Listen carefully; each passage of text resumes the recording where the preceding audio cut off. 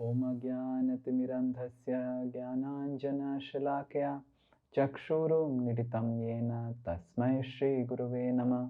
नमो ॐ विष्णुपादाय कृष्णप्रेष्ठाय भूतले श्रीमते भक्तिवेदान्तस्वामिनिति नामिने। नमस्ते सारस्वते देवे गौरवाणी प्रचारिणे निर्विशेष शून्यवादी पाश्चात्यदेशतारिणे। नमो महावदन्याय कृष्ण प्रेम प्रदायते कृष्णाय कृष्ण चैतन्य नामिने गौरतिसे नमः। हे कृष्णा करुणा सिंधु दीनबंधु जगतपते गोपेश गोपिका कांत राधा कांत नमस्तुते। तप्त कांचन गौरांगी राधे वृंदावनेश्वरी वृषभानुसुते देवी प्रणमामि हरिप्रिये। नमो महावदन्याय कृष्ण प्रेम प्रदायते कृष्णाय कृष्ण चैतन्य नामिने गौरतिसे नमः। वाञ्छाकल्पतरुभ्यश्च कृपा सिन्धुभ्य एव च पतितानां पावनेभ्यो वैष्णवेभ्यो नमो नमः। जय श्री कृष्ण चैतन्य प्रभु नित्यानंद श्री अद्वैत गदाधर शिवास आदि गौर भक्त वृंद। हरे कृष्णा कृष्ण कृष्ण हरे हरे हरे राम राम राम हरे हरे। मूकं करोति वाचालं पंगुं लंघायते गिरिं यत्कृपातमहं वन्दे श्रीगुरु दीनतारिणं श्री परमानंद माधवं श्री चैतन्यमीश्वरम्। हरे कृष्णा। आप सबको देख के मेरे को बहुत अच्छा लग रहा है। शायद आपको भी लग रहा होगा, क्योंकि हमने तीन सप्ताह से कक्षा नहीं रखा था और इसीलिए इतना मोटा गार्लैंड मेरे को पहना दिया गया है ताकि थोड़ा सा ज़्यादा कृपा मिले क्लास रखने के लिए। और बहुत भारी है। मैं पहनने के बाद यही सोचता हूँ कि निताई गौरांगा कैसे इसको पहन के दिन भर खड़े रहते हैं। हम सब भगवान बनना चाहते हैं, पर भगवान बनने का जो दुख है वो समझ में आता है। और सबसे आनंदमय स्थान है सेवक का स्थान। सेवक और सेविका में जो स्थान का जो आनंद है वो आनंद भगवान में नहीं है। इसलिए भगवान भी उस भगवान को स्थान को त्याग करके सेवक का स्थान लेते हैं और वो श्री वृंदावन धाम है। वैकुंठ धाम में भगवान की तरह वार्तालाप बर्ताव करते हैं और भक्तों के साथ आदान प्रदान भी भगवान की तरह करते हैं। वैकुंठ में आप नहीं देखेंगे कि नंद और सुनंद जो वैकुंठ के जय या विजय जो वैकुंठ के भगवान के पार्षद हैं, वो भगवान के कंधों पे हाथ रख के क्या मिस्टर नारायण कैसे हैं आप, ऐसे कभी बात नहीं करते हैं। पर वृंदावन धाम में भगवान उनकी भगवत्व को त्याग करके एक सेवक का जो परम आनंद है, देखिए भगवान के पास क्या क्या आनंद नहीं है आस्वादन करने के लिए, करेक्ट? पर वो सब कुछ त्याग करके एक सेवक या सेविका का आनंद को उपभोग करना चाहते हैं। तो हमको समझना चाहिए एक सेवक या फिर एक सेविका का जो आनंद है वो कितना ज्यादा है। तो हमको समझना चाहिए सेवा करने का जो हमको मौका मिलता है वो कितना आनंदमय है। तो ये महत्वपूर्ण है, हमको समझना चाहिए। एक सेवक का स्थान बहुत ही ज़्यादा महत्वपूर्ण है। तो हमको समझना चाहिए कि हमारा कितना बड़ा सौभाग्य है, हमको सेवा करने का मौका मिल रहा है। तो भगवान बनना बहुत ही कठिनदायक परिस्थिति है एक्चुअली, पर भगवान की सेवा करना आनंददायक परिस्थिति है। तो आप सब भगवान बनना चाहते हैं या भगवान की सेवक या सेविका बनना चाहते हैं?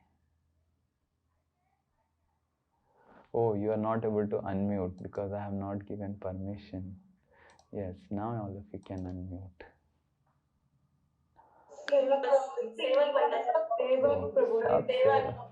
सब सेवक बोल रहे हैं, सब सेवक बोल रहे हैं, सब सेवक बोल रहे हैं। तो हम सीखेंगे अभी कि सेवक का मतलब क्या होता है। तो खाली सेवक मुंह से बोलने से नहीं होगा, कार्यकलापों में भी दिखाना पड़ेगा। तो हम पढ़ाई कर रहे थे ये माधुर्य कादम्बिनी के बारे में। तो आप सबको थोड़ा याद है कि कहाँ पे हम पहुँचे थे? कोई थोड़ा रिव्यू कर सकता है? हमको तो याद नहीं है हम कहाँ तक कवर किए थे, शायद एक ही क्लास हुआ था। तो आप सबको अगर याद है थोड़ा सा बताइए, तो उसके हिसाब से हम फिर आगे बढ़ेंगे। यस, कौन बताएगा पहले? शोभा माता जी या ज्योति माता जी बोलेंगे? ज्योति माता जी ने अनम्यूट किया है। प्रणाम। आपने बताया था कि एक ही चीज बताना है क्योंकि it's a book by Srila Vishwanath Chakravarti Thakur, जो कि रूप गोस्वामी के भक्ति रसामृत सिंधु की फर्स्ट वर्ष की व्याख्या है। फर्स्ट वर्ष नहीं, एक वर्ष, वन वर्ष, जिसमें माधुर्य कादम्बिनी का मतलब वो है अमृत मधुरता बरसाने वाला बादल। तो इट्स लाइक अ श्रेणी ऑफ भक्ति, और भक्ति के हर स्टेप में आपको आनंद की प्राप्ति होगी, ये आपने बताया था। Very good. तो बादल की श्रेणी, it's like a personal mirror for self application and not judging others. तो माता जी ने अच्छे से बताया। यस, और कोई, और किसी को कुछ याद है? अंजू माता जी कुछ बता रही थी।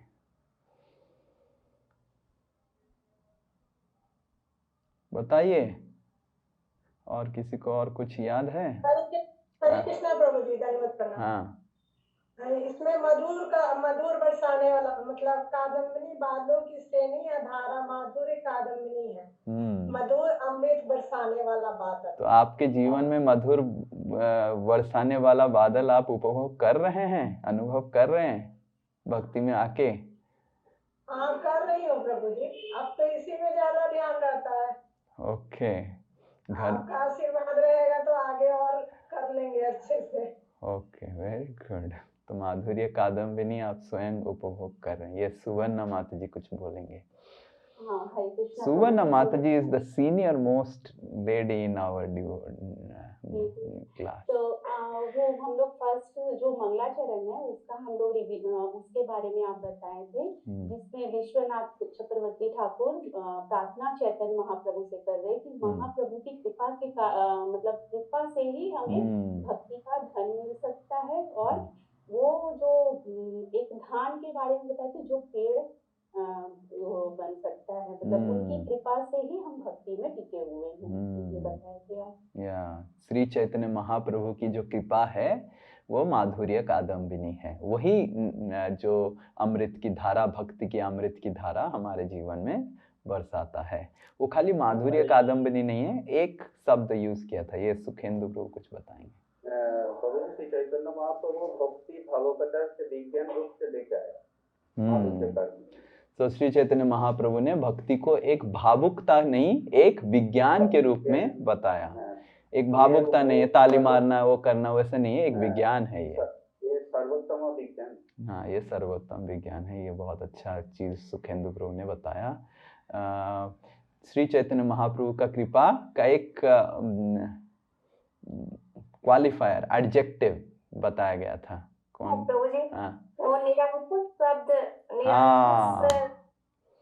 निरंकुश का मतलब बिना किसी अंकुश के, बिना किसी परेशानी के जब भगवान चैतन्य महाप्रभु की कृपा मिलती है तो सूखे मरुस्थल में भी धान के बीज से फसल हो जाती है। वैसे ही भक्ति जब उनकी कृपा होती है तो जो भक्त मतलब पूर्ण सारे द्वेषों से पूर्ण है वो भी भक्त बन जाता है उनकी कृपा से। Very good. महानिरंकुश, खाली निरंकुश नहीं, महानिरंकुश मतलब पूरा फटे हुए नालायक कलयुग के अधम पतित निर्लज श्रीनिताय दास भी भक्त बन सकता है। प्रभु जी हाँ, आपने बताया था कि ये this book for self assessment book है। हम लोग भक्ति के किस स्टेज पे पहुंचे हैं ये हमें पता चले। यस, तो this is for a self assessment. ये हमारे ग्रुप में जितने सारे भक्त हैं उनकी भक्ति की कौन से चीज में पहुंचे हैं उसको जानने के लिए नहीं है। Very good, all of you are. और प्रभु जी एक किताब भक्ति रसामृत सिंधु है, उसको एक श्लोक में पूरा। हाँ, ये ऑलरेडी बता दिया एक माता जी ने। यस, भक्ति रसामृत सिंधु का एक श्लोक का व्याख्या पूरा किताब है। Very good, so let's move ahead. All of you have remembered everything. I think you are making notes. Very good. So this book is actually ये जो किताब है, ये पुस्तक है, ये आपकी भक्ति, खुद की प्रैक्टिकल भक्ति के लिए बहुत महत्वपूर्ण है। इसको अगर आप समझ जाएंगे तो समझ पाएंगे कि मैं किस भक्ति के स्तर पे हूँ, और आगे बढ़ने के लिए हम देखेंगे जब स्तरों का बारे में चर्चा करेंगे तो हम ये भी चर्चा करेंगे कि कैसे आगे बढ़ना है। उस स्तर से आगे बढ़ने के लिए आपको क्या करना पड़ेगा, तो आप खुद जान पाएंगे ओ मैं तो इस स्तर पे हूं, और इस स्तर पे, हर स्तर से आगे बढ़ने के लिए अलग अलग चीज होता है। जैसे आपने कभी अगर वीडियो गेम या कुछ खेला है, लेवल 1, लेवल 2, लेवल 3, आपका इतना पॉइंट्स हो गया तो लेवल 1 से लेवल 2 जाएंगे, लेवल 2 से लेवल 3 जाएंगे। तो उस तरह का हर चीज में आपको कुछ ना कुछ एक्स्ट्रा करना पड़ेगा जिससे आप आगे बढ़ सकते हैं भक्ति में। तो विश्वनाथ चक्रवर्ती ठाकुर प्रथम अध्याय प्रारंभ करते हैं, और प्रथम अध्याय में विश्वनाथ चक्रवर्ती ठाकुर जो प्रथम चीज समझाने का कोशिश कर रहे हैं कि ये जो माधुर्य कादम्बिनी है, ये भक्ति का रस एक भक्त के जीवन में देता है। और श्रील विश्वनाथ चक्रवर्ती ठाकुर प्रथम अध्याय में भक्ति रस, भक्ति योग जो है वो कैसे बाकी सारे जो इतने सारे आध्यात्मिक मार्ग है, भगवत गीता में भगवान बहुत सारे आध्यात्मिक मार्गों के बारे में चर्चा किए हैं। कोई बता सकता है क्या क्या मार्ग भगवान भगवत गीता में बताए हैं, क्या क्या योग पद्धति भगवान बताए हैं? Yes, anyone? भगवत गीता कर्म योग, ज्ञान योग, ध्यान योग, अष्टांग योग। आप सबको पता है कर्म योग, कर्म करके लोग बोलते हैं ना कर्म ही पूजा है, कर्म को भगवान के साथ जोड़ने का कोशिश करो, यही जीवन का लक्ष्य है। फिर अष्टांग योग, बहुत सारे योगी लोग जो हिमालय में जाके अष्टांग सिद्धि करते हैं, करेक्ट? तो ये भी बताया है। ज्ञान योग, ज्ञान के माध्यम से आप भगवान के साथ जोड़ने का कोशिश कीजिए। और फिर भक्ति योग। भगवत गीता में भगवान ने बताया तो है बहुत सारे योग, पर अंत में भक्ति योग किस तरह सर्वश्रेष्ठ है उसके बारे में भी बताया है। पर भगवान ने किंतु सारे योग पद्धतियों को सबको बताया है, इस तरह भगवान ने एक्सप्लिसिटली, मतलब पूरा खोल के नहीं बताया कि भक्ति ही सर्वश्रेष्ठ है। पर विश्वनाथ चक्रवर्ती ठाकुर प्रथम अध्याय में पहले भक्ति योग किस तरह कर्म योग, ज्ञान योग और अष्टांग योग से बढ़कर सर्वश्रेष्ठ है, सर्वोत्तम है, उसके बारे में पहले चर्चा करते हैं। Is this clear? Bhagavad Gita में भगवान ने कर्म योग, ज्ञान योग, अष्टांग योग, ये सब योगों के बारे में बताया है। और फिर बताने के बाद भगवान कौन सा श्लोक बताते हैं? कोई बता सकता है? भगवान एक श्लोक बताते हैं भगवत गीता में जिससे भक्ति कैसे सर्वश्रेष्ठ है उसको स्थापित होता है। थोड़ा सा क्विज, भगवत गीता क्विज होना चाहिए, क्योंकि आप सब भगवत गीता पढ़े नहीं पढ़े, भूल गए, कलयुग मेमोरी है। एक श्लोक भगवान बताते हैं जहां पे सारे योग बताने के बाद कर्म योग बताए भगवान, ज्ञान योग बताए, सांख्य योग बताए, अष्टांग योग बताए, और फिर भगवान बताते हैं कि भक्ति योग सर्वश्रेष्ठ है। सर्वधर्म परित्यज्य। नहीं नहीं नहीं नहीं नहीं नहीं नहीं नहीं नहीं नहीं नहीं। Okay okay, try. मैं थोड़ा हिंट देता हूं। 6th चैप्टर में यह श्लोक आता है, 6th चैप्टर का अंतिम श्लोक, हाँ, very good, very good. One big Hari बोल फॉर ज्योति माता जी। हरि बोल। हरि बोल। तो आप सब दोहराइए, योगी नाम अपि सर्वेषां योगिनामपि सर्वेषां मद्गतेनान्तरात्मना मद्गतेनान्तरात्मना श्रद्धावान् भजते यो माम् श्रद्धावान् भजते समे युक्ता तमो मतः। तो कितना क्लियरली भगवान बताए हैं। इस श्लोक से और क्लियर श्लोक है ही नहीं कोई भगवत गीता में, जहां पे भगवान बोले हैं कि सर्वश्रेष्ठ योगी और सर्वश्रेष्ठ योग पद्धति, सर्वश्रेष्ठ आध्यात्मिक पंथा क्या है। योगी नाम अपि सर्वेषाम, सर्वेषाम मतलब सर्वश्रेष्ठ, योगी नाम अपि सर्वेषाम मद गते अंतरात्मना, जो अपनी अंतर आत्मा में मेरे को रखता है और अपनी जीवन की गति को मेरे को मानता है। देखिए इसमें कुछ संस्कृत और हिंदी बहुत ही मिला जुला है। मद गते, गते मतलब गति, अंतरात्मा में मेरे को गति मानता है। श्रद्धावान भजते यो मां, श्रद्धा से मेरे को भजन करता है। कुछ कंफ्यूजन है इसमें। श्रद्धावान भजते यो मां समय युक्ता तमो मता, वही सब सर्वश्रेष्ठ मेरे नजर में योगी है। तो भक्ति योगा भगवत गीता में हालांकि भगवान सर्वश्रेष्ठ करके बताए हैं, पर एक ही श्लोक में बताए हैं, और क्यों सर्वश्रेष्ठ है इसको बताए नहीं। एक जगह भगवान बताए हैं 12वें अध्याय में, जहां पे अर्जुन पूछते हैं कि भक्ति है या ज्ञान है, कौन सा श्रेष्ठ है। तो भगवान बताते हैं कि ज्ञान योग में बहुत कष्ट से जाना पड़ता है, पर भक्ति योग सर्वश्रेष्ठ है।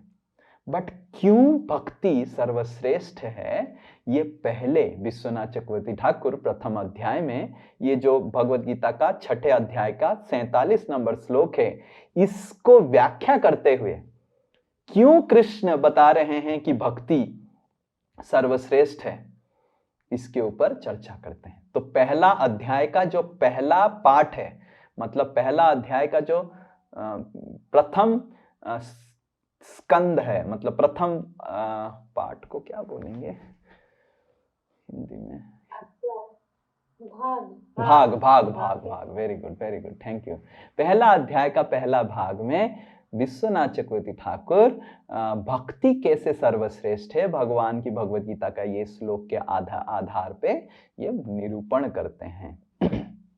क्या बताते हैं, तो भक्ति में 3 चीज की आवश्यकता नहीं है, जो कर्म योग, ज्ञान योग, अष्टांग योग में बहुत आवश्यकता है। तो पहला चीज जो विश्वनाथ चक्रवर्ती ठाकुर बताते हैं भक्ति योग, भक्ति करने के लिए आवश्यक नहीं है, वो है प्री क्वालिफिकेशन। देखिए आप अगर कोई इंजीनियरिंग कॉलेज में घुसेंगे, 9th क्लास का बच्चा इंजीनियरिंग कॉलेज में घुस सकता है क्या? ये सुवर्णा श्यामा माता जी, जब 9th क्लास में अमन था तो घुस गया क्या? मान लीजिए एक 9th क्लास का बच्चा एग्जाम भी क्लियर कर लेता है, फिर भी घुस पाएगा क्या? क्योंकि 12th class is primary qualification, 12th पास होना ही चाहिए। मिनिमम आपका 55% या 80%, 75%, अभी थोड़ा शायद बढ़ाया होगा, इतना होना चाहिए इंजीनियरिंग कॉलेज में घुसने के लिए। करेक्ट? तो इसका मतलब है प्री क्वालिफिकेशन, प्री रिक्विजाइट। तो विश्वनाथ चक्रवर्ती ठाकुर प्रथम बोलते हैं कि भक्ति करने के लिए कुछ प्री रिक्विजाइट चाहिए नहीं, पूर्व से कुछ भी आपको योग्यता की आवश्यकता नहीं। प्री रिक्विजाइट, प्री क्वालिफिकेशन मतलब योग्यता। भक्ति करने के लिए आपको कोई भी योग्यता की आवश्यकता नहीं, पर कर्म योग करने के लिए, ज्ञान योग करने के लिए, अष्टांग योग करने के लिए बहुत योग्यता की आवश्यकता है। कैसे? उदाहरण स्वरूप कर्म योग। आपके पॉकेट में अगर पैसा नहीं है, कर्म योग कर ही नहीं सकते हैं। यज्ञ कर सकते हैं आप? बताइए। शुद्ध घी लगेगा, ये 200 रुपए की घी से यज्ञ नहीं होगा, आपको शुद्ध घी लगेगा। और शुद्ध घी, और फिर यज्ञ करने के लिए, फिर ब्राह्मणों को खिलाने के लिए बहुत सारा आयोजन करने के बाद ही उसके लिए बहुत धन सामग्री की आवश्यकता है। जो अश्वमेध यज्ञ होता है, ऐसे नहीं कि कोई भी अश्वमेध यज्ञ कर सकता है। राजसूय यज्ञ युधिष्ठिर महाराज ने किया था, तो बहुत सारा धन इकट्ठा करने के लिए पहले भेजे थे पांडव लोगों को, तब जाके वो कर पाए थे। तो कर्म कांड, कर्म योग की जितने सारी योग पद्धति है, आप कोई एक बेगर मतलब भिखारी कर्म योग को कर ही नहीं सकता है, उसके लिए बहुत पैसा की आवश्यकता है। पर भक्ति योग कोई भी कर सकता है, भिखारी भी कर सकता है। भिखारी हरे कृष्ण महामंत्र जाप कर सकता है कि नहीं? जैसे उदाहरण स्वरूप हमारा जिस कार्तिक महीने में हम एक ड्राइवर को लिए थे, अलग अलग हर दिन प्रोग्राम था, तो हमने हरि प्रसाद प्रभु को बोला कि एक ही ड्राइवर फिक्स कर लीजिए, वो हर दिन आएगा, और जो लक्ष्मी जरूरत है उनको ले लीजिए, जिनके घर में प्रोग्राम कर रहे हैं उनको दे दीजिए। तो ये हर दिन एक ही ड्राइवर आता था, इनका नाम था देवदीप। तो हर दिन मैं उनको बताता था कि कृष्ण के बारे में, वो कीर्तन सुनता था, और फिर वो हरे कृष्ण महामंत्र एक माला चालू कर दिया, हरे कृष्ण। तो ना उसका क्या क्वालिफिकेशन है, क्या योग्यता है बताइए? वो तो ड्राइवर काम कर रहे हैं और ऐसे कुछ बहुत बड़े घर के तो नहीं है और कुछ कर ही नहीं पाए, बट वो भक्ति कर पा रहे हैं। एक भिखारी को भी आप हरे कृष्ण महामंत्र जाप करने के लिए बोलो तो वो भक्ति कर रहा है, पर उसको कर्म योग करने के लिए उसके पास सामग्री नहीं है, उसके पास योग्यता नहीं है। तो कर्म योग में योग्यता की आवश्यकता है, पैसा चाहिए, धन सामग्री चाहिए, तब जाके हम अब कर्म योग कर सकते हैं। अगर घी के लिए आपका पैसा नहीं, यज्ञ नहीं कर पाएंगे। उसी तरह ज्ञान योग में बुद्धि की आवश्यकता है कि नहीं? बिना बुद्धि का आप ज्ञान योग कर सकते हैं? ज्ञान योग मतलब भगवान के बारे में विश्लेषण करना, क्या ये भगवान है, वो है, ये है, वो है। तो अगर कोई मूर्ख व्यक्ति है, वो भगवान ज्ञान योग कर ही नहीं सकता है, पर भक्ति एक मूर्ख व्यक्ति भी कर सकता है और बुद्धिमान व्यक्ति भी कर सकते हैं। तो उसी तरह एक भिखारी भी भक्ति कर सकता है, एक धनी व्यक्ति भी भक्ति कर सकता है, पर कर्म योग के लिए आपको धनी होना चाहिए। उसी तरह ज्ञान योग एक केवल बुद्धिमान व्यक्ति कर सकते हैं, और जो मूर्ख हैं, जो संस्कृत पढ़ नहीं सकते हैं, वो नहीं कर सकते हैं। पर भक्ति योग ज्ञानी भी कर सकता है और अपंडितः, जिनका पास कुछ ज्ञान नहीं है, मूर्ख, पूरा अक्खा मूर्ख, वो भी कर सकता है। दूसरा चीज ज्ञान योग में लगता है, वो है ज्ञान योग आप इस तरह जुम में नहीं कर सकते हैं। घर में बैठ गए और सोफा पे बैठ गए या फिर बेड के ऊपर बैठ गए, और घर में ज्ञान योग का प्रथम योग्यता है आप घर छोड़िए। वो प्रभु हो, वो माताजी हो, घर छोड़ो, तो घर छोड़ने के बाद हम चालू करेंगे ज्ञान योग का डिस्कशन। पर भक्ति योग में वैराग्य की आवश्यकता नहीं है कि आपको सब कुछ छोड़ना पड़ेगा, आप कहें कोई भी भगवान की भक्ति योग कर सकता है। उसी तरह अष्टांग योग, अगर श्री निताय दास अष्टांग योग करेगा तो पहले दिन ही मर जाएगा। अष्टांग योग में आपको हिमालय जाना है और ठंडी में ऐसे ही बिना कपड़ा का खड़े होके कुछ तो करना है। वो तो हिमालय क्या, मैं तो हिमालय के हरिद्वार में ही मेरा गुजर जाएगा, ऊपर उठ ही नहीं पाऊंगा मैं। या फिर खाना नहीं है, खाना नहीं खाएंगे तो एसिडिटी हो जाएगा, गैस हो जाएगा, बाप रे बाप। तो जो अष्टांग योग है उसके लिए शारीरिक बल चाहिए, जिसके पास शारीरिक बल है वही कर सकता है। पर भक्ति एक मृत्यु में जो आदमी पड़ा हुआ है, जिसका शारीरिक कोई भी बल नहीं है, वो भी कर सकता है। जो शारीरिक से रूप से बलवान है वो भी कर सकता है। तो विश्वनाथ चक्रवर्ती ठाकुर बता रहे हैं कि भक्ति योग के लिए कोई भी पूर्व योग्यता की आवश्यकता नहीं है, कोई भी कर सकता है। इवन एक जानवर भी कर सकता है भक्ति, जैसे गजेंद्र। तो विश्वनाथ चक्रवर्ती ठाकुर एक सुंदर सा श्लोक बताते हैं, जिसका अभी हम उच्चारण करेंगे। ये श्लोक है, ये थोड़ा इंग्लिश में है, मैं उच्चारण करता हूँ, फिर आप सब देखिएगा, अगर हो सकता है इसका हिंदी मेरे को मिला नहीं। व्याधस्याचरणं ध्रुवस्य च भयो, कोई?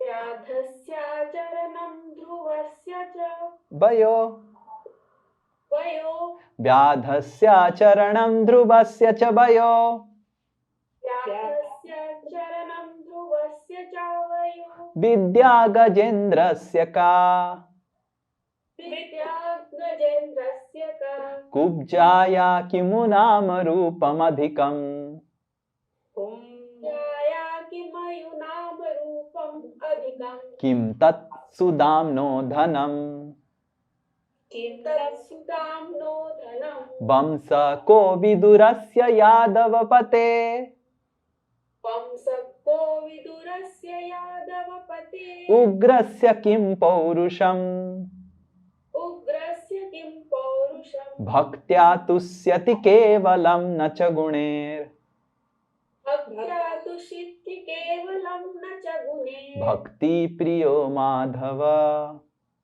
भक्ति प्रियो माधव। देखिए क्या लिखा हुआ है, व्याधस्य आचरणम।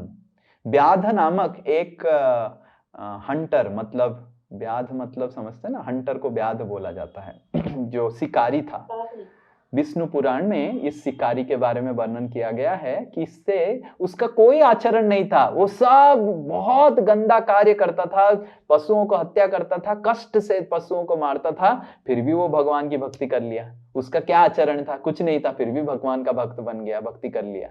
ध्रुवस्य च वयो, भक्ति करने के लिए वयस की आवश्यकता नहीं। ध्रुव महाराज 5 साल के थे, वो भी भगवान की दर्शन कर लिए, वयस की आवश्यकता नहीं। विद्या गजेंद्र से, क्या गजेंद्र मतलब एक हाथी। हाथी का स्पेशलिटी होता है कि उसको वो मूर्ख होता है, तो मूर्ख गजेंद्र भी, वो भी भक्ति कर लिया। एक मूर्ख प्राणी था, मनुष्य भी नहीं था, जानवर था, वो भी भक्ति कर लिया। कुब्जाया किमु नाम रूप अधिकम, और सुंदरता, कुब्जा का नाम भी सुंदर नहीं है, कुब्जा है, और शरीर तो उसका ऑलरेडी खराब ही था। एटलीस्ट किसी किसी का शरीर खराब रहता है, दिखने में अच्छा नहीं, एटलीस्ट नाम अच्छा होता है तो ठीक है। बट कुब्जाया किमु नाम रूपम अधिकम, कुब्जा का तो नाम में भी रूप नहीं था, नाम में नाम भी सुंदर नहीं था, और उसका सुंदरता था ही नहीं, वो भी भक्ति कर ली। सुदामनो किम धनम, सुदामा विप्र का क्या धन था? वो तो पूरा अक्खा भिखारी था, फिर भी वो भक्ति कर लिया। वंशा को विदुरस्य यादवपते, विदुर के पास क्या वंश था? वो तो शूद्र के घर में पैदा हुए थे। और उग्रस्य किम पौरुषम, उग्रसेन महाराज, उनके पास बल ही नहीं था, वो कंस ने उनको कारागृह में डाल दिया था, फिर वो भक्त बन गए। भक्त्या तुष्यति केवलम न च गुणे भक्ति प्रियो माधव, और भगवान, क्योंकि ये सारे गुण की कोई आवश्यकता नहीं है भगवान की भक्ति करने के लिए। विश्वनाथ चक्रवर्ती ठाकुर प्रथम चीज जो बताते हैं कि हमको कभी नहीं सोचना चाहिए हाय हाय हाय हाय हाय हाय, जैसे कुछ लोग बोलते हैं कि हाय हाय हाय प्रभु जी, मैं तो मूर्ख हूं, कैसे भक्ति करूंगा, मैं तो इतना बुद्धिमान नहीं हूं, हाय हाय हाय हाय। तो पहला चीज जो विश्वनाथ चक्रवर्ती ठाकुर माधुर्य कादम्बिनी में बताते हैं कि भक्ति के लिए ना बुद्धि की आवश्यकता है, ना कुछ किसी की आवश्यकता नहीं है, बस एक ही चीज आवश्यकता है, वो है इच्छा भगवान की सेवा करने का। बाकी सब भगवान दे देंगे। आप बस घर बैठ के इच्छा कीजिए कि हे भगवान, मेरे को आपका सेवा करना है प्रेममय। भगवान सारी सामग्री, ज्ञान, उपकरण, साधन, सब कुछ आपको प्रदान कर लेंगे, सब कुछ, एवरीथिंग। बस आपकी भावमय इच्छा की आवश्यकता है, प्रार्थना पूर्वक इच्छा की आवश्यकता है, यही बस आवश्यकता है। तो प्रथम चीज भगवान विश्वनाथ चक्रवर्ती ठाकुर बोल रहे हैं कि भक्ति योग के लिए पूर्व योग्यता, pre qualification is not required. पर कर्म योग, अष्टांग योग, ज्ञान योग, बाकी जितने सारे योग हैं भगवत गीता में भगवान ने विश्लेषण किया है, सबके लिए पूर्व योग्यता आवश्यक ही है। बिना पूर्व योग्यता का ये सब योग नहीं किया जा सकता है, पर भक्ति योग में कोई योग्यता नहीं है। दूसरा है शुद्धता, purity. First is pre qualification, second is purity, शुद्धता। भक्ति के लिए शुद्धता की आवश्यकता नहीं है। हमने कहानी सुना, जो भी अजामिल कथा या फिर वृत्रासुर कथा सुना है, वृत्रासुर कथा में हमने देखा कि त्वष्टा नामक एक यज्ञ किए थे। त्वष्टा नामक, आपको याद है, त्वष्टा की पुत्र विश्वरूप को वध किया गया था, तो इसीलिए त्वष्टा इंद्र के ऊपर गुस्सा होके क्रोध में आके एक यज्ञ कर रहे थे, जिस यज्ञ से उनका ये ख्याल था कि यज्ञ से एक असुर आएगा जो इंद्र को मारेगा। और त्वष्टा ने उस यज्ञ के समय थोड़ा जो मंत्र उच्चारण में थोड़ा सा गलती किया। और क्या गलती किया? थोड़ा सा गलती, इंद्र शत्रुह, इंद्र शत्रु नहीं बोल के इंद्र शत्रोह, थोड़ा लंबा बोल दिया बस। इंद्र शत्रु का मतलब है जो इंद्र को मारने के लिए आएगा, इंद्र शत्रुह मतलब जो इंद्र जिसको मारेंगे, उल्टा हो गया पूरा। उसके वजह से पूरा यज्ञ उल्टा हो गया, थोड़ा सा मिस्टेक। इतनी शुद्धता की आवश्यकता है कर्मयोग में। ज्ञान योग में भी ये सब तो ज्ञान योगी थे। रावण वॉज ज्ञान योगी, ज्ञान अष्टांग योगी। रावण ने कितना बड़ा तपस्या किया। हिरण्यकशिपु भी ज्ञान योगी था, अष्टांग योगी था। हिरण्यकशिपु के 7वें अध्याय में, 7वें स्कंद में हिरण्यकशिपु अपनी माँ दीति और अपने हिरण्याक्ष जो भाई है जिसकी मृत्यु हो गया, उसकी पत्नी को हिरण्यकशिपु भाषण दे रहे हैं, प्रवचन दे रहे हैं। किसके ऊपर? आत्मा की ज्ञान दे रहे हैं हिरण्यकशिपु।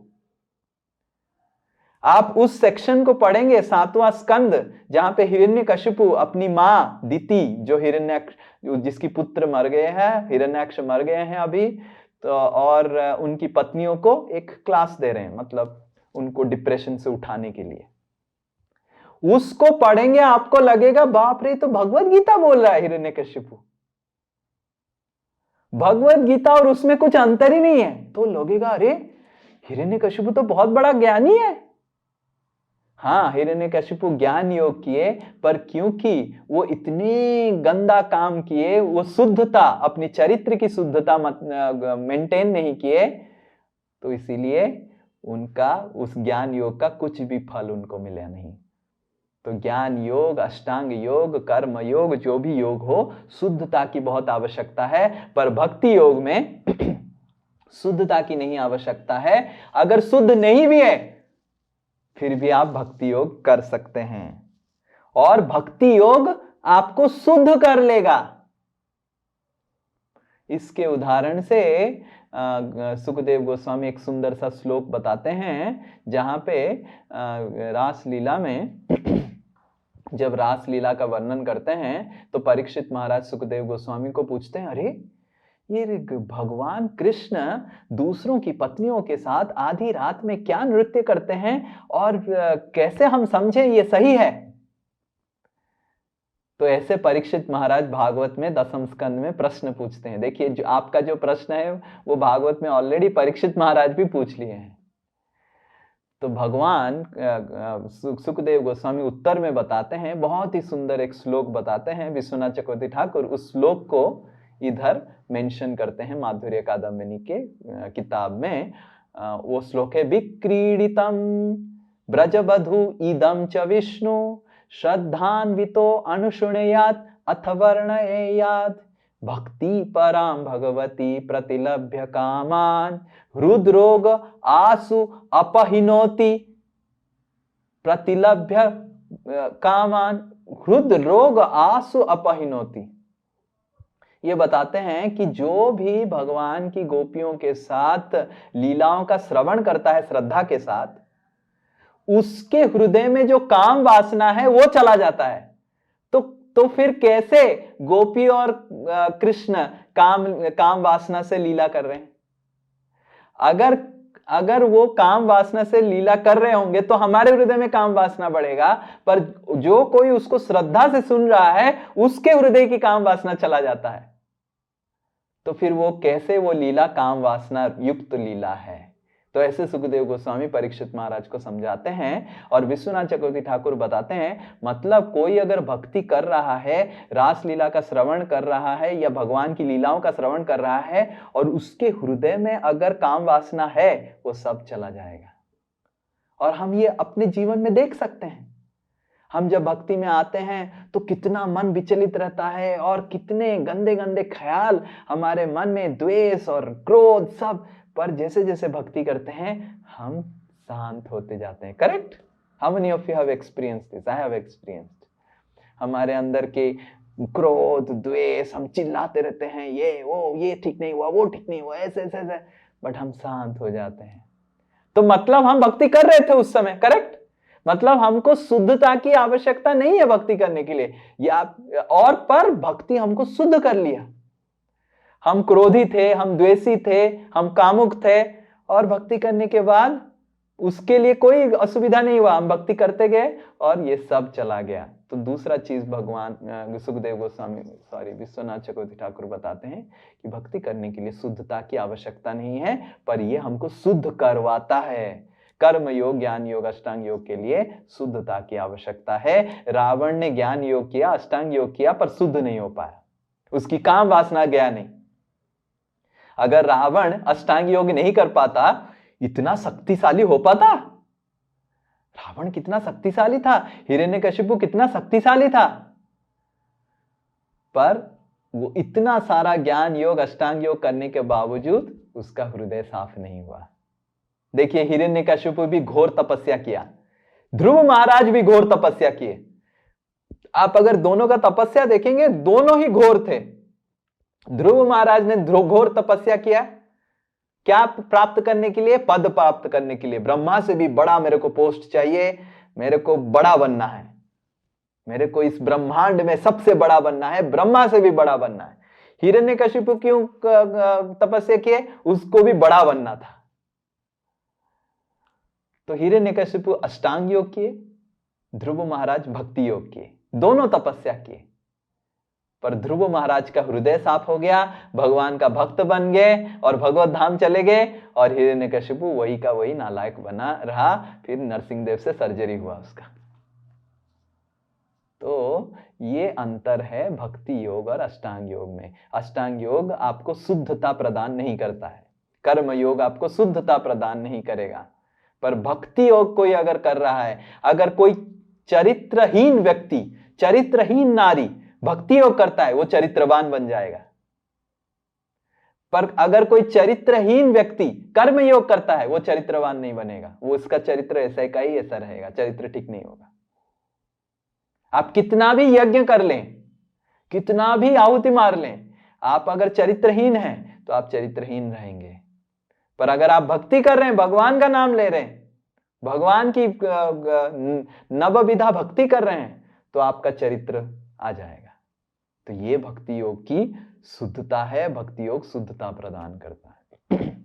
और तीसरा चीज विश्वनाथ चक्रवर्ती ठाकुर बोल रहे हैं, भक्ति को सर्वोत्तम स्थापित करने के लिए, वो है परफेक्शन। परफेक्शन का हिंदी होगा संपूर्ण, परफेक्शन मतलब परफेक्ट, संपूर्णता। तो संपूर्णता मतलब किस तरह किसी भी योग पद्धति को संपूर्ण करवाने के लिए, उसका फल को प्राप्त करने के लिए भक्ति की आवश्यकता है, पर भक्ति योग में और किसी योग की आवश्यकता नहीं है उसको संपूर्ण करने के लिए।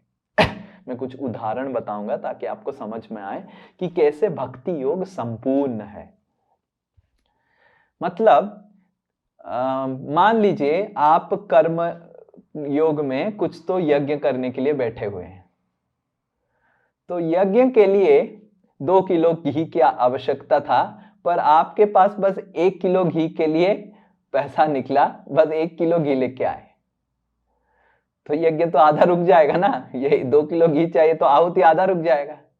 तो आप 4 दिन के बाद नेक्स्ट 1 किलो जुगाड़ कर पाए।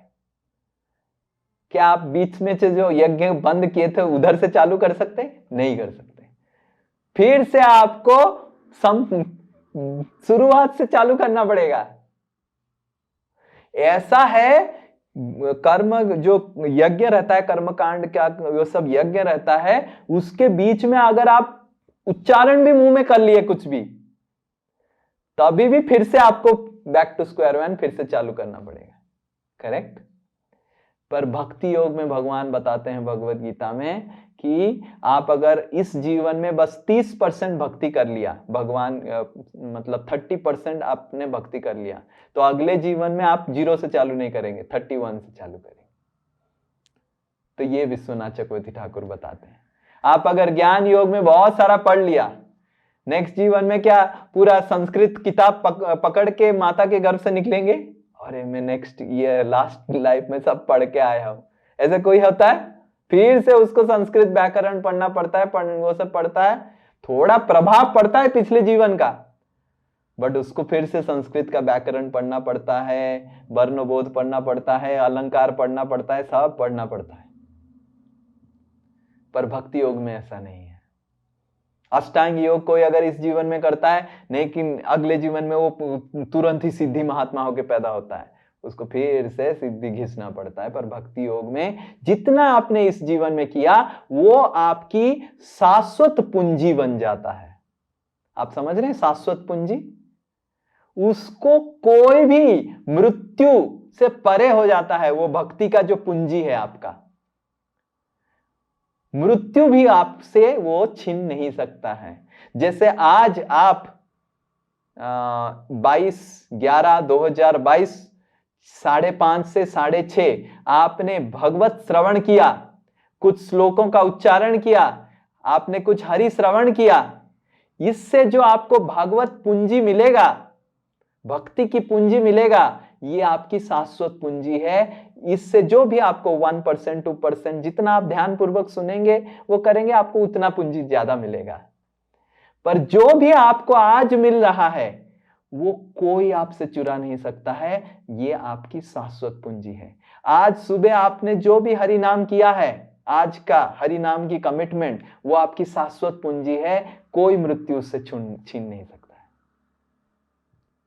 Just see how wonderful, how fortunate, कैसे हम भाग्यवान हैं कि हमको इतना सुंदर पंथा भक्ति करने का हमको मिल रहा है।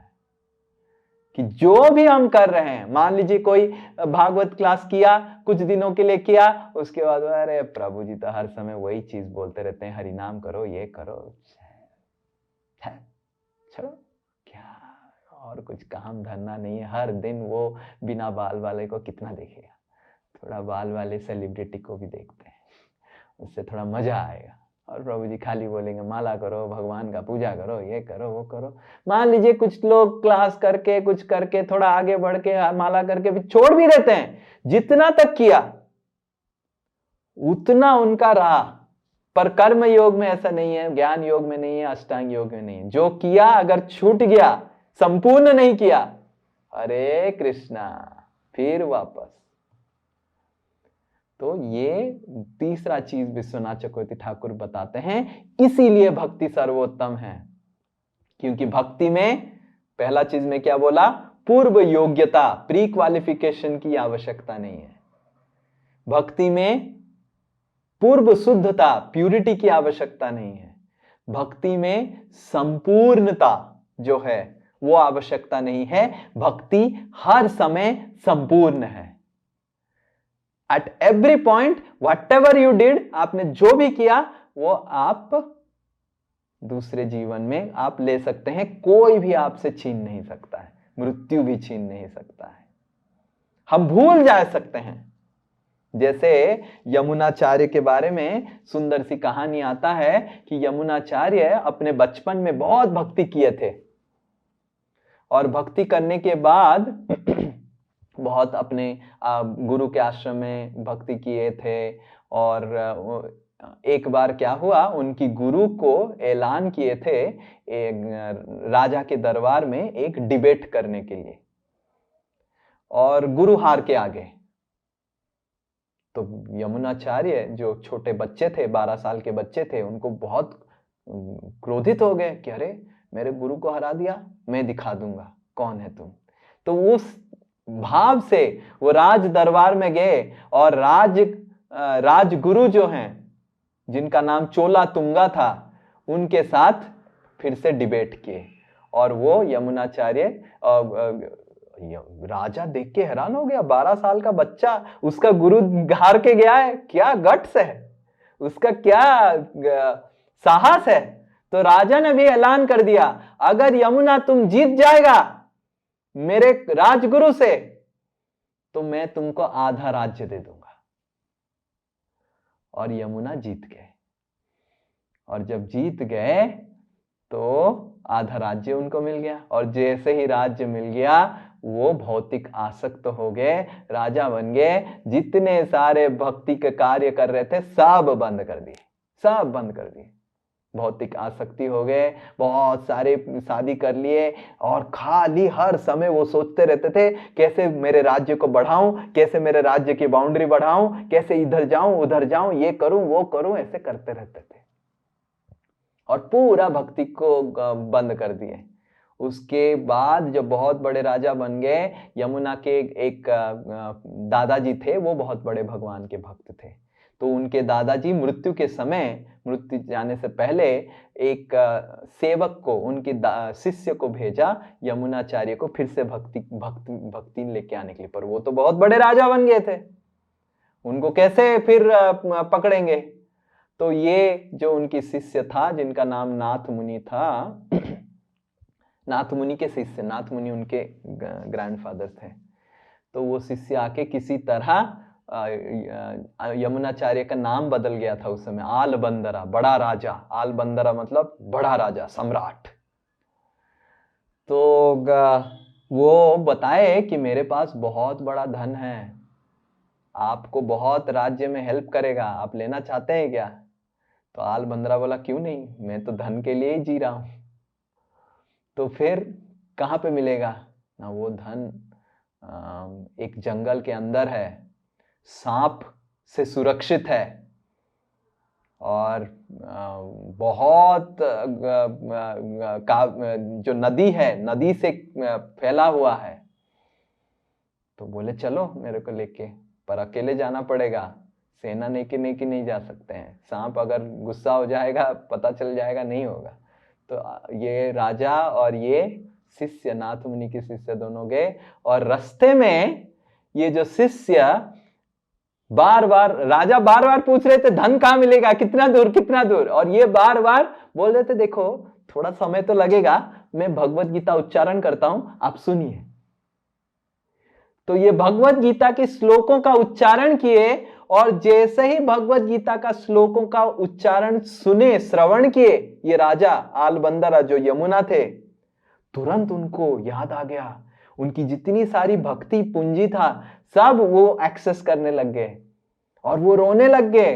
बोले अरे मैंने जीवन इतना बर्बाद कर दिया, भगवान को भूल गया, सब कुछ भूल गया, मेरे को कुछ धन की आवश्यकता नहीं, मैं जा रहा हूं अभी भक्ति करूंगा। बोले नहीं, मैं तो धन देने आया हूं, तो धन तो दिखाऊंगा, उसके बाद आप धन में जो करिए। फिर वो राजा को लेके गए, कहाँ लेके गए? रंगनाथ मंदिर में लेके गए। रंगनाथ ही वो धन थे, और अनंत शेष वो सांप था। तो सांप से सुरक्षित रंगनाथ मंदिर में, श्री रंगम में लेके गए, और जैसे ही राजा देखे वो रंगनाथ जी को चरण पकड़ लिए, तब से वो भक्त बन गए, यमुनाचार्य बन गए, श्री संप्रदाय में सबसे प्रमुख आचार्य बन गए। देखिए, तो जो भी हम भक्ति में लेते हैं वो हमारी शाश्वत पूंजी बन जाता है। इस जीवन में या अगले जीवन में हमको फिर से उसको एक्सेस करने का मौका मिलता है, कभी भी वो हमसे छूटता नहीं है। तो देखिए कितना सुंदर पंथा है भगवान की भक्ति, और भगवान खुद हेल्प, साहाय्य भी करते हैं। ददामि बुद्धि योगम तम ये नमाम उपयंति ते। हमारे पास बुद्धि भी नहीं है, भगवान भगवद गीता में बोलते हैं कि अगर कोई सिर्फ इच्छा कर रहा है भक्ति करने का, तो मैं बुद्धि देता हूं, कैसे वो मेरे पास आ पाएगा। तो ये प्रथम भाग में विश्वनाथ चक्रवर्ती ठाकुर ये चीज को बताते हैं कि कैसे भक्ति सर्वोत्तम है। और दूसरे भाग में विश्वनाथ चक्रवर्ती ठाकुर बताते हैं कि भक्ति में कैसे अगर भक्ति सर्वोत्तम है तो लोग तो चाहेंगे ना मेरे को मिले। अगर आपको पता चल जाएगा कि कल्याण ज्वेलर्स का जो ज्वेलरी है सर्वोत्तम है, तो तुरंत आप क्या क्वेश्चन पूछेंगे, कहाँ है कल्याण ज्वेलर्स का आउटलेट प्रभु जी? कलकत्ता में। तो उसी तरह तो जैसे ही हम विश्वनाथ चक्रवर्ती ठाकुर बताते हैं कि किस तरह भक्ति सर्वोत्तम है, दूसरा चीज विश्वनाथ चक्रवर्ती ठाकुर पूछते हैं कि तो भक्ति कैसे मिलता है, कैसे भक्ति जागृत होता है? क्या अच्छा काम, पुण्य काम करने से भक्ति जागृत होता है? क्या आप अगर किसी को दान दक्षिणा देंगे या फिर किसी को खाना खिलाएंगे, कुछ पेड़ लगा देंगे या फिर पानी की पिला देंगे गर्मी में, तो क्या उससे भक्ति जागृत होता है? कैसे भक्ति जागृत होता है? यस, कौन बताएगा कैसे भक्ति जागृत होता है? क्या भगवान आपको भक्ति देते हैं? इस तरह जैसे कुछ लोग बोलते हैं, हम बोलते हैं कि आप मंदिर आइए ना, जब भगवान डोर लगाएंगे हम मंदिर आएंगे। तो क्या भगवान डोर लगा देते हैं या पुण्य कर्म जो करते हैं उससे हमारा भक्ति का डोर खुल जाता है? तो कैसे भक्ति का डोर खुलता है, भगवान या पुण्य कर्म? क्या? साधु गुरु संग। ओके, साधु गुरु संग करने से। साधु गुरु का संग करेगा क्यों कोई? सेवा करने से प्रभु जी। सेवा करेगा क्यों? क्यों करेगा सेवा? वो तो भौतिक दुनिया में फंसा हुआ है, क्यों सेवा करेगा?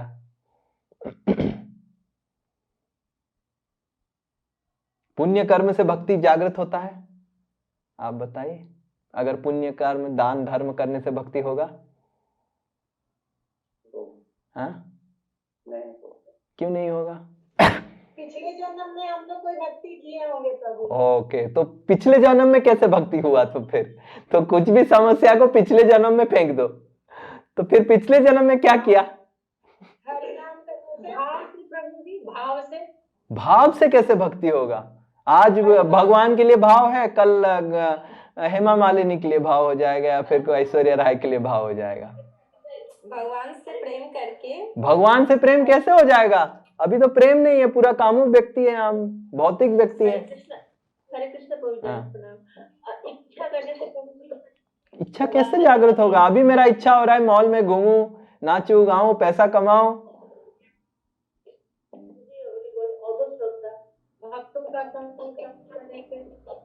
भक्तों का संग करने से।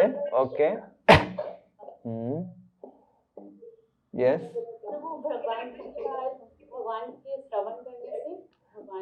भगवान के बारे में श्रवण करिएगा क्यों? वो तो फिल्मी सॉन्ग सुन रहा है। अभी नया व्यक्ति के बारे में सोचो, वो फिल्मी सॉन्ग सुन रहा है, वो भगवान का श्रवण क्यों करेगा बेचारा?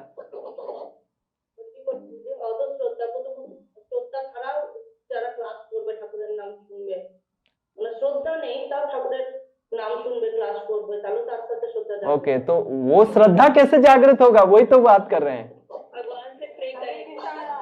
और रुको एक एक करके। हाँ, प्रसाद खा के हरे कृष्ण।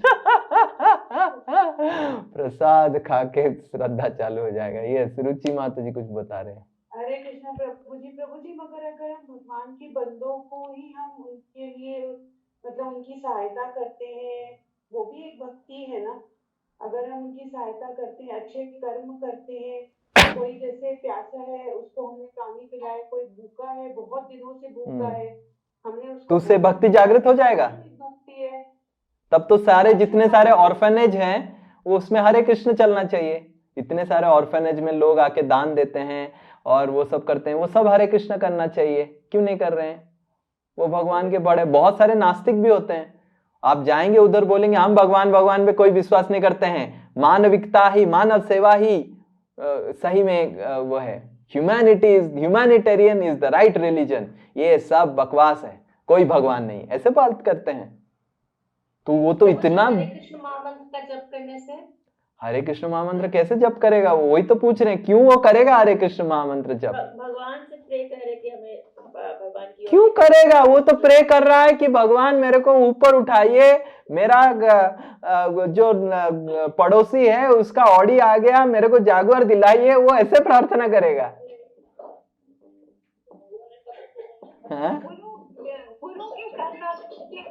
अरे गुरु तो भूल ही जाओ, वो बहुत दूर की बात है। गुरु तो बाप रे, ये तो बहुत दूर। सिस्टम से प्रभु जी, भक्तों के एसोसिएशन से, भक्तों के संघ से। वो भक्तों का एसोसिएशन करेगा क्यों, वही तो मैं पूछ रहा हूँ।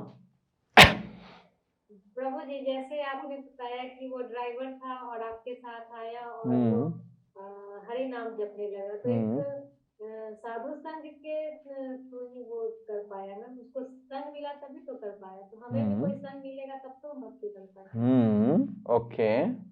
और सुकृति प्रभु जी, कुछ उसकी सुकृति। अरे सुकृति तो खाली केक बनाती है, सुकृति नहीं। सुकृति को तो लेके मत आओ। हमारी इंग्लिश क्लास में भी सब कोई सुकृति बोले, फिर मैं बोले वो तो खाली केक बनाएगा, और वो नहीं। प्रभु जी अज्ञान सुकृति होता है ना प्रभु जी, अज्ञान सुकृति कैसे जागृत हो जाएगा? अगर अनजाने में जो कुछ सेवा करते हैं तो अभी आप बताइए कि ओके ठीक है, प्रसाद खाने से हो रहा है, अभी आप बताइए कि भगवान भक्ति देते हैं क्या? हाँ। ओके ठीक है, तो विश्वनाथ चक्रवर्ती ठाकुर देते हैं प्रभु जी। ओके, तो अगर भगवान भक्ति दे रहे हैं तो भगवान बोलते हैं भगवत गीता में कि वो इम्पार्शियल हैं, वो सबको समान तरीके से करते हैं। तो सब भक्त बन जाना चाहिए, पर सब भक्त नहीं बन रहे। अगर भगवान प्रारब्ध होते हैं प्रभु जी, आपके प्रारब्ध। अरे प्रारब्ध मतलब पिछले जीवन को फेंक दिया, तो पिछले जीवन में उसको कैसे मिला? आप प्रॉब्लम को इस जीवन से पिछले जीवन में मत लेके जाइए, प्रॉब्लम को सॉल्व करना है। आप बोलेंगे कि प्रभु जी वो भक्ति में कैसे आ गया, वो पिछले जीवन में भक्ति किया था। अरे हम पूछ रहे हैं फिर पिछले जीवन में क्यों भक्ति किया, वो कैसे भक्ति आ गया वो?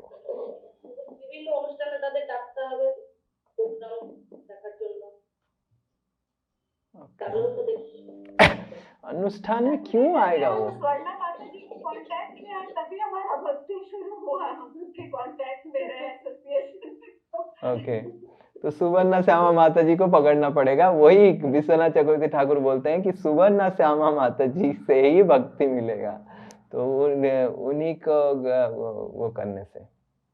तो हमारे अभ्यास से भी होता है ना, हाँ? हम आनंद में रहते हैं, प्रसाद खाते हैं, खिलाते हैं। अरे आनंद, खाली प्रसाद से आनंद मिलता है क्या? फिल्म हॉल में पॉपकॉर्न खाने में जो आनंद है, अरे पीवीआर सिनेमा में बैठ के पॉपकॉर्न खाने में भी आनंद लगता है लोगों को।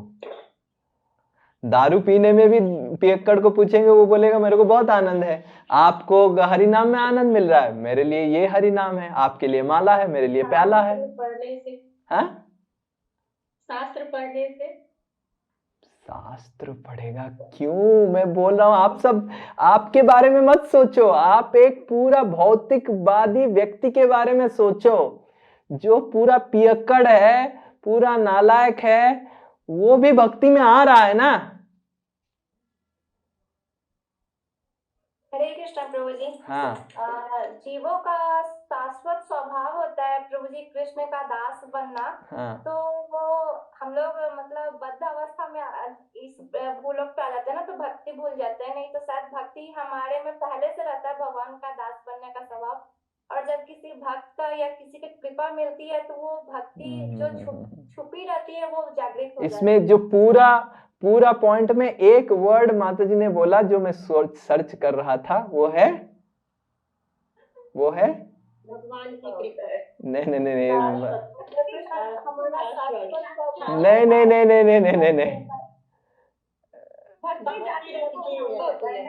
भक्त की कृपा, भक्त नहीं, भक्त की कृपा, भक्तों की कृपा। भक्त के संस्पर्श में खाली आ जाने से हमारा भक्ति नहीं होगा, जब तक वो भक्त हमको कृपा दृष्टि नहीं दिखाएगा। खाली भक्त के संस्पर्श में आने से आप भक्ति आपका जागृत नहीं होगा। कोई भक्त आपको कृपा दिखाएगा तब जाके होगा। तो मतलब अगर हम भक्त बन गए हैं तो हमको कितना समझना चाहिए कि कितना हमको कृपा दिखाना चाहिए लोगों को। दया या सर्वभूतेषु, भगवान भागवत में बताते हैं कि मेरा भक्त कौन है? दया या सर्वभूतेषु, सारे जीव राशियों के प्रति वो दया दिखाता है। भक्त की कृपा जो है, भक्त की दया ही भक्ति का जागृति होने का कारण है, खाली भक्त की संगति नहीं। आप वही ड्राइवर, वही उबेर ड्राइवर में आप जाइए, ड्राइवर को बुक किए, जैसे अभिलाषा माता जी ड्राइवर का उदाहरण दिए, उस ड्राइवर को मैं ड्राइवर की तरह ट्रीट कर सकता था, करेक्ट? कर सकता था ना? पैसा दिया, मेरे को प्रोग्राम में लेके गया और बस खत्म, पैसा दिया, टाटा बाय बाय। पर मैंने उसको ड्राइवर की तरह ट्रीट नहीं किया, मैंने उसको जीवात्मा की तरह ट्रीट किया। और क्योंकि मैंने उसको जीवात्मा की तरह ट्रीट किया, कृष्ण की भटका हुआ आत्मा की तरह उसको देखा और कृपा से मैं उसको कृष्ण के साथ जोड़ने का कोशिश किया, तब वो भक्त बना। तो हमको समझ, केवल भक्तों के संस्पर्श में हम आने से भक्ति एक व्यक्ति के अंदर जागृत नहीं होगा। हमको समझना चाहिए कि हमको दया दिखाना पड़ेगा। यही केवल भगवान की कृपा से कोई भक्त नहीं बनता है। विश्वनाथ चक्रवर्ती ठाकुर ये जो प्रथम अध्याय है उसमें 2 पेज तो इसी के बारे में वर्णन करते हैं।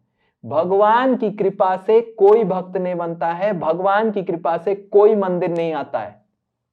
लोग जो भारत में बोलते हैं कि भगवान का डोर लग गया इसलिए मैं मंदिर आ गया, वो पूरा बकवास है। उसके जीवन में भक्त से ही वो भक्ति में आता है। भक्ति करने के लिए भक्त की कृपा की आवश्यकता है, भक्त नहीं। जब तक एक कृपालु भक्त का संस्पर्श में नहीं आएगा वो भक्ति उसका जागृत नहीं होगा। इसीलिए अगर हमको भगवान को प्रसन्न करना है, श्रीमती राधा रानी को प्रसन्न करना है, तो हमको कृपा दिखाना चाहिए, क्योंकि हमको समझना चाहिए कि लोग भक्त बनेंगे जब हम लोगों को कृपा दिखाएंगे। हम उबेर में जा रहे हैं, वो ड्राइवर है, हम उसको ड्राइवर की तरह देख सकते हैं, हम उसको एक जीवात्मा की तरह भी देख सकते हैं। अगर हम उसको जीवात्मा की तरह देखेंगे, उसको कुछ प्रसाद देंगे, उसको बोलेंगे हरे कृष्ण करने के लिए, वो शायद एक बार तो एटलीस्ट हरे कृष्ण करेगा, तो उसका भक्ति प्रारंभ हो गया। क्यों चालू हुआ? क्योंकि ये भक्त की कृपा के वजह से। बहुत सारे भक्त ऐसे हैं, उबेर लेते हैं, बैठ जाते हैं, ड्राइवर को ड्राइवर की तरह देखते हैं, तो वो भी भक्त की संग किया ना, पर उसको भक्ति जागृत नहीं होगा। भक्ति जागृत होता है भक्तों की कृपा से। तो इसीलिए अगर हमको भक्त बनना है, प्रामाणिक भक्त बनना है, तो पहले हमको कृपालु बनना पड़ेगा। ये एक बहुत महत्वपूर्ण गुण है जो हमको हमारे हृदय में जागृत करना चाहिए। हमारे अंदर जीव राशियों के प्रति कृपा होना चाहिए कि ये एक भटकी हुई आत्मा है, ये ड्राइवर नहीं है, ये मेड नहीं है। हमारे घर में मेड आता है, ये मेड नहीं है, ये एक भटकी हुई आत्मा है। उसको एटलीस्ट मैं उसको, अगर वो 1 घंटा के लिए सेवा के लिए आता है, उसको 10 मिनट बिठाता हूँ। तुम 50 मिनट मेरे घर में सेवा करेगा और 10 मिनट इधर बैठेगा, ये भी तुम्हारी रेमुनरेशन में गिना जाएगा और तुम एक माला करके जाएगा। तो अगर हम उसको, ये जो भक्त की कृपा भाव है, इससे ही वो भक्ति जागृत होगा। जैसे हमारे मंदिर में बहुत सारे लोग तो वॉलंटरीली हमारे सेवा करते हैं, बहुत सारे लोग ब्रह्मचारी हैं और बहुत सारे लोग कर्मचारी हैं, क्योंकि हम सब चीज तो ब्रह्मचारी नहीं कर सकते हैं। बहुत सारे लोग कर्मचारी भी हैं, पर हम उनको कर्मचारी की नहीं देखते हैं। उनका भी कक्षा हम लगाते हैं, उनका भी लिए क्लास करते हैं, उनका भी क्लास सुन रहे कि नहीं, वो माला कर रहे हैं कि नहीं। तो है हालांकि मंदिर में कर्मचारी, पर बहुत सारे ऐसे मंदिर में कर्मचारी रह के वो भक्त बन जाते हैं। जैसे हमारा अभी जो हमारे लिए जो कुकिंग कर रहे हैं साक्षात गौरांग प्रभु, वो हमारी जुहू मंदिर की एक स्कूल है, भक्ति वेदांत मिशन स्कूल, उधर वो पियोन के रूप में सेवा करते थे। बस केवल पियोन के रूप में सेवा करते थे और भक्त लोग उनको बहुत प्रसाद खिलाते थे। और भक्त लोग क्या करते थे, अरे तुम इधर है तो, और उस स्कूल में जगन्नाथ जी का विग्रह था और शाम में भक्त लोग उसको बुला लेते थे और उससे सब्जी कटिंग करवाते थे और सब्जी कटिंग करवा के उसको खूब महाप्रसाद खिलाते थे। और केवल भक्त लोग बुलाते थे उसको और महाप्रसाद खिलाते थे और वो सब कुछ करते थे, पर वो भगवान की भक्त बन गए। कैसे? वो तो एक कर्मचारी थे एक मंदिर में, तो कर्मचारी कैसे भक्त बन गए? क्योंकि कर्मचारी को किसी भक्त की करुणा और कृपा मिल गया। तो खाली भक्तों के संग में हम भक्ति नहीं हमारा जागृत हो सकता है। कोई तो एक भक्त हमारे जीवन में आएगा जो हमको कृपा दिखाने के लिए तैयार है। तो इसीलिए अगर हमको भक्तों की समाज और मंडली बढ़ाना है, हमारे हृदय में कृपा जागृत करना पड़ेगा। उसके लिए हमको प्रार्थना करना पड़ेगा कि हे भगवान, भक्ति विनोद ठाकुर एक प्रार्थना लिखे हैं। उस प्रार्थना में प्रारंभ में भक्ति विनोद ठाकुर बताते हैं कि हे भगवान, कब वो दिन आएगा जब मेरे आंखों से आपका नाम मैं जब लूंगा तो अश्रु बहने लग जाएगा। कब वो दिन आएगा मैं जब चैंटिंग करूंगा तो अश्रु बहने लग जाएगा। मैं हा कृष्ण हा राधा रानी करके मैं चित्कार करूंगा। और उस गाने के अंत में लिखते हैं कि ये सब जब हो जाएगा, जब मेरे आंखों से अश्रु बहने लग जाएगा आपका नाम उच्चारण से, मैं पागलों की तरह आपको ढूंढने लग जाऊंगा, अंत में मेरे हृदय में जीव राशियों के प्रति करुणा जागृत होगा। तो जीव राशियों के प्रति जो कृपा करुणा है, उसी से ही लोग भक्त बनते हैं। श्रील प्रभुपाद की करुणा ही हमको भक्ति में लेके आया है। श्रील प्रभुपाद वृंदावन छोड़े और विदेश गए और उनकी ये करुणा भाव से हम भक्त बने। जो भी हम आज पढ़ पा रहे हैं, समझ पा रहे हैं, सीख पा रहे हैं, वो श्रील प्रभुपाद की दान है। तो भक्त तो बहुत सारे हैं, भक्त का संग तो हमको मिलता ही रहता है, पर वो भक्त अगर कृपा नहीं दिखाता है तो हम भक्त नहीं बनेंगे। भक्त की कृपा, the compassion of a devotee, the mercy of a devotee is the cause of awakening of devotional service. So it's not association. ये भक्त संग नहीं है, ये भक्त कृपा है। कृष्ण कृपा नहीं है, भक्त संग नहीं है, पुण्य कर्म नहीं है। पुण्य कर्म से भक्ति जागृत नहीं होता है, कृष्ण कृपा से भक्ति जागृत नहीं होता है, भक्त संग से भी भक्ति जागृत नहीं होता है। भक्ति जागृत भक्त कृपा से जागृत होता है। कोई पियक्कड़ है, हम उसको छीछी बोल सकते हैं, छी पीता रहता है, बदबू मारता रहता है, पर हम उसको जाके संदेश देके प्रसाद दे सकते हैं, ठीक है तुम पियक्कड़ है, थोड़ा संदेश भी खाओ।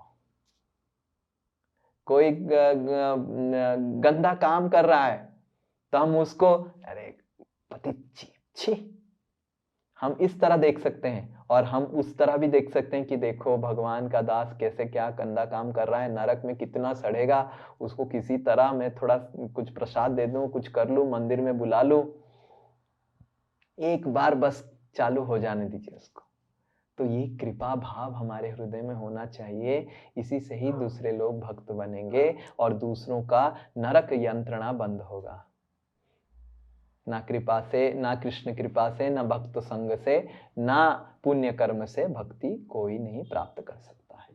तो इस तरह विश्वनाथ चक्रवर्ती ठाकुर प्रथम अध्याय को समाप्त करते हैं। प्रथम अध्याय में 2 भाग हैं। पहले भाग में विश्वनाथ चक्रवर्ती ठाकुर बताते हैं कि किस तरह भक्ति संपूर्ण है, परिपूर्ण है, सर्वोत्तम है, ज्ञान कर्म योग पद्धति से सर्वोत्तम है, सर्वोत्तम भक्ति है। और दूसरे भाग में बताते हैं कि भक्ति कैसे जागृत होता है। ये जो सर्वोत्तम पद्धति है, ये जागृत कृष्ण कृपा से नहीं होता है।